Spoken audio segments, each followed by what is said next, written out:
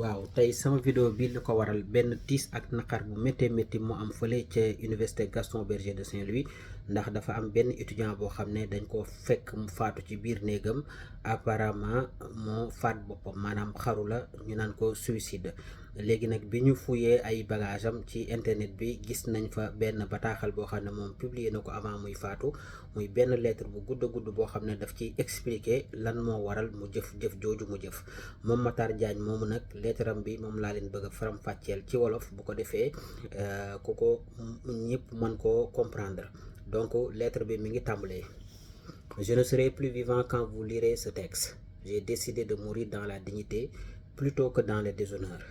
nee na yow miy jàng bataaxal bi xamal ne man nekkatuma di dund ci kaw suuf ndax man dama maanaam dee ci ngor daf ma gënal may dund ci gàcce. mu continue ne en 2020 j'ai obtenu mon baccalauréat en étant premier du centre, mais quelques mois plus tôt une grave maladie m'a atteint et elle persiste jusqu'à maintenant. nee na ci 2020 ci laa def bac jël premier ci centre bi ma ko doon defee, waaye biñ demee tuuti la ma feebar bu metti dal, feebar boobu nag ba léegi nii wéragul. J'ai toujours été une personne réservée dont l'intégration était quelque peu pénible. nee na nit koo xamante ni ku beru laa woon, maanaam ku maandu laa woon, sama jaxasoog nit ñi tamit mësuta yomb.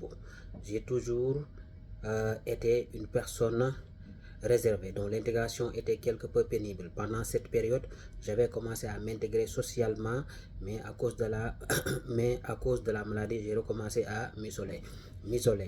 nee na jamono ji ma amee bac nag maa ngi tàmbale woon nag di jaxasoog nit ñi ndànk-ndànk, waaye feebar bi taxoon na ba mujj gi ma dakk loolu daal di commencé di beruwaat man kese, du ma nekk kenn.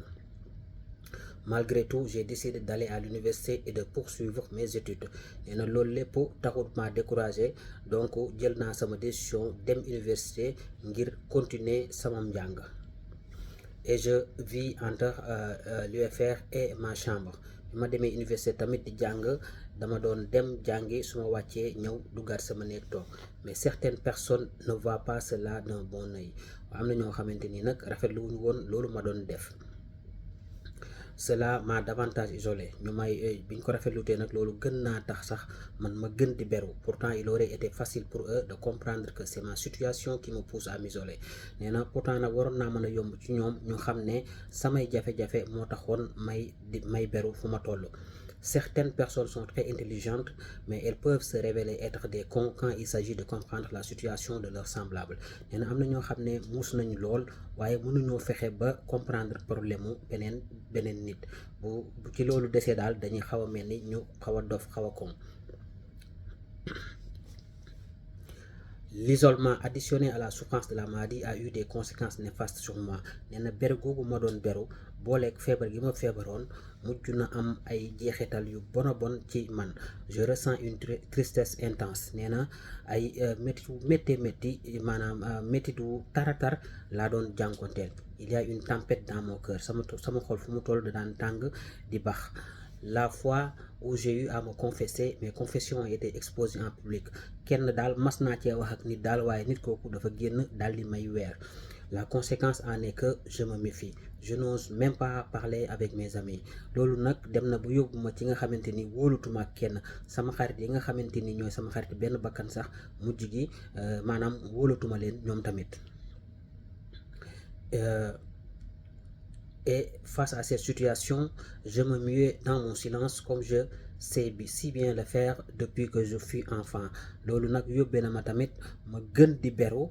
li nga xamante ni yàgg naa ko mën a def mooy du ma jaxasoo kenn ba ma doonee xale ba léegi noonu laa mel.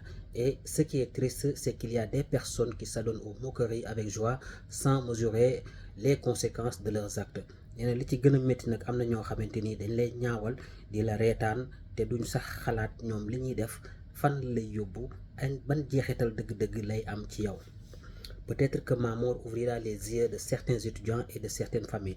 sama faatu gi nag xëy na dana ubbi xelu ñu baree bari ci sama mbokki étudiants yi ak ñu baree bari ci famille yi. n'isolez personne. nee na bu leen ber kenn. n'ignorez personne. bu leen sàgganee kenn. ne vous moquez de personne. bu leen nekk di reetaan kenn. et ne fuyez personne. bu leen daw kenn tamit. Rapprochez-vous des gens qui s'isolent. parlez-leur et essayez de les comprendre sans les juger. nee na koo gis muy beru rek jege ko, jéem a la wax ak moom, jéem a la xam lan lay dund te bul ko atte, bul am benn xel ñaar ci moom wala ngay am xalaat bu bon ci moom. lii moom da ko bind wolof. bu leen bàyyi kenn muy wéet ak ay problème am, bu leen xeebal kenn problème am. mu ne cet acte je l'ai fait en quelque sorte en guise de sacrifice pour que ngeen bàyyi xel les autres qui ont des soucis. nee na xaru gi may xaru nag dama koo def ngir sacrifier sama bopp ngir sama société bàyyi xel ñi nga xamante ni dañoo beru ñoom dong nekk duñu ànd ak kenn. Ne jugez jamais avant de connaître toute l'histoire. nee na bul am benn xalaat bu bon ci nit li fekk xamoo la muy dund lépp maanaam fekk maîtriser woo la muy dund la muy jànkonteel rek bul am xalaat bu bon ci moom. Par ailleurs, ce qui m'a le plus déchiré, ce sont les conjectures sur ma maladie, les calomnies et les accusations non fondées. li ma gën a métti nag mooy maanaam li nga xamante ni mooy sama feebar bi nga xam ne dafa tëwoon a wér ak jëw yi ñu ma daan jëw, wax ju bon ji ñu ma daan wax yi nga xam ne teguwut fenn dul benn dëgg. Je ne vais pas les énoncer ici. du ma fi nekk nag di leen lim car je pense que je suis plus grand que ça, ndax man yaakaar naa ne sama dignité passé na loolu.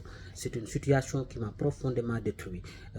lii nag yàq na ma yàq na ma bu baax a baax. je ne vais citer personne car je ne veux que personne soit prise pour cible. du ma nekk nag di joxañ kenn baaraam ndax bëgguma ñuy sonal kenn su ma fi jógee.